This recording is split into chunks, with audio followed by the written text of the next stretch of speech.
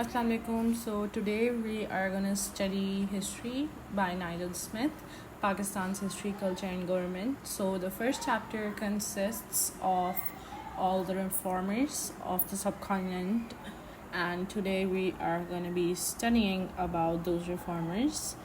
और explanation सारी उर्दू में है, so you don't have to worry. And मैं सब कुछ thoroughly explain करूँगी.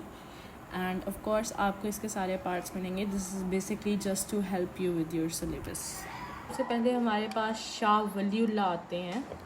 तो शाह वलीउल्लाह जो थे वो 21 फरवरी 1708 में पैदा हुए थे और उनका असल नाम कुतुबुद्दीन था.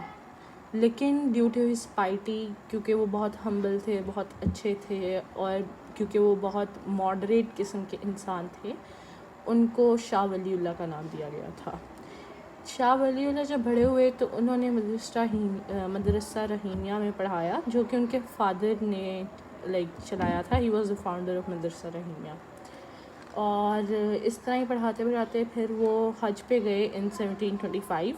और जब वो हज पे गए तो वहाँ उन्होंने शेख अबू ताहिर बिन इब्राहीम के अंडर स्टडी किया.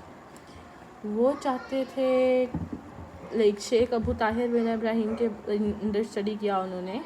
और फिर हम उनके बिलीव्स पे आए तो वो चाहते थे कि एक रिफॉर्म स्टार्ट हो, क्योंकि उनके अकॉर्डिंग उस वक्त सब कॉन्टिनेंट में जब मुस्लिम्स एक आइसोलेटेड और मार्जिनलाइज्ड कम्युनिटी थी, उनके अकॉर्डिंग इस सब प्रॉब्लम्स की जो कोर रीज़न या फिर जो रूट प्रॉब्लम थी वो lack of Quranic knowledge and understanding थी. इसलिए उन्होंने सबसे पहले इसके बारे में अवेयरनेस फैलाना शुरू की. उनके अकॉर्डिंग जो है मुस्लिम प्रिंसिपल्स जो हैं उनको हर सूरत में एम्फसाइज करना चाहिए और किसी भी तरह के influence from the Hindu religion और फ्रॉम द ब्रिटिश रिलीजन ये अलाउड नहीं थी. तो सबसे पहले तो उन्होंने सोशली और इकोनॉमिकली कम्युनिटी जो है उसको चाहा कि वो मुस्लिम प्रिंसिपल्स पे बेस्ड हो. और उन्होंने जो उनसा होली कुरान है, क्योंकि उस वक्त सब कॉन्टिनेंट की लैंग्वेज जो थी सबसे कॉमन लैंग्वेज पर्शियन थी, उसके अंदर ही पोइट्री भी, उसके अंदर ही कोइट्स भी लिखी जाती थी. तो सबसे पहले उन्होंने क्या किया कि उन्होंने कुरान को ट्रांसलेट किया पर्शियन में.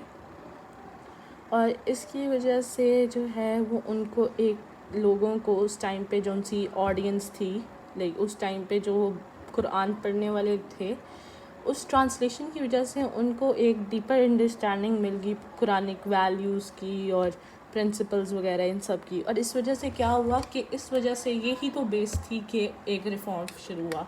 और उन्होंने सिर्फ कुरान को ट्रांसलेट नहीं किया, इसके साथ साथ उन्होंने 51 बुक्स लिखी about Islamic values, principles and morals. और ये बुक अरबिक में थी और पर्शियन में भी थी. अरबिक उस वक्त एक ऐसी लैंग्वेज थी जो बहुत कम बोली जाती थी, because Muslims were already a majority और अरब जो थे वो भी बहुत कम थे, इसलिए सब कॉन्टिनेंट में इतनी अरबिक नहीं बोली जाती थी, वहाँ पर्शियन ज़्यादा बोली जाती थी. That's why most of his works are in Persian. उसके बाद उन लोगों जो उनसे शाह वलीउल्लाह थे, जब मराठाज आए, मराठाज उस वक्त एक थ्रेट थे मुस्लिम सोसाइटी के लिए, because Marathas were always against the Muslims और वो हमेशा जो है वो मुस्लिम्स को टेक ओवर करना चाहते थे और इस तरह की चीज़ें. तो शाह वलीउल्लाह ने चाहा था कि जितने भी मुस्लिम लीडर्स हैं वो सारे मराठास के अगेंस्ट जो है अपनी फोर्सेस को ज्वाइन करें. और इनके ही अंडर इन्फ्लुएंस आके अहमद शाह अब्दाली ने पानीपत का बैटल लड़ा था, जिसके अंदर उसने मराठास को हरा दिया था. और इनके according regeneration of Islamic morals and values हर चीज़ का सल्यूशन थी. जितना भी अनजस्ट ट्रीटमेंट था, जितने भी सारा उस टाइम पे उनके साथ जुल्म हो रहा था, उस सब को सिर्फ रीजनरेशन ऑफ मॉरल्स और वैल्यूज़ से किया जा सकता था.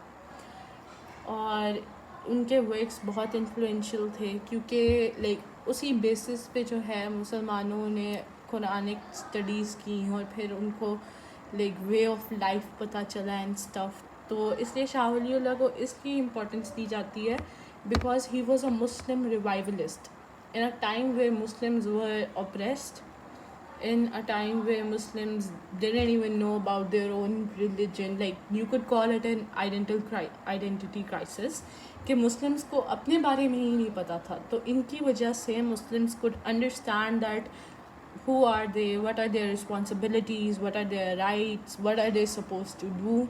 Because دیکھا جائے تو in the Quran, in the Holy Quran, ابھی بھی لائک ہر چیز economically point of view, socially point of view, سب کے بارے میں ان ڈیٹیل ہے. تو جب شاہ ولی اللہ نے پرشین لینگویج میں ٹرانسلیٹ کیا قرآن کو, تو وہ ایک طرح سے مسلمس کو گائیڈ مل گئی تھی. اس لیے شاہ ولی اللہ کو ہم ابھی تک پڑھتے ہیں. اور مدرسہ رحیمیہ جو ہے, جو ان کے فادر کا تھا, جن کے ادھر وہ بھی پڑھاتے رہے, it was also very important because وہ ایک لائک کہہ لیں وہ ایک ایسی انسٹیٹیوشن تھی اس وقت پہ. And I think it was the only institution اس وقت پہ جو مسلمس کو اس بارے میں جو ہے وہ ان کے رائٹس, ان کی رسپانسبلٹیز, ان کی آئیڈینٹی, اس سب کے بارے میں ایکنالج کراتی تھی.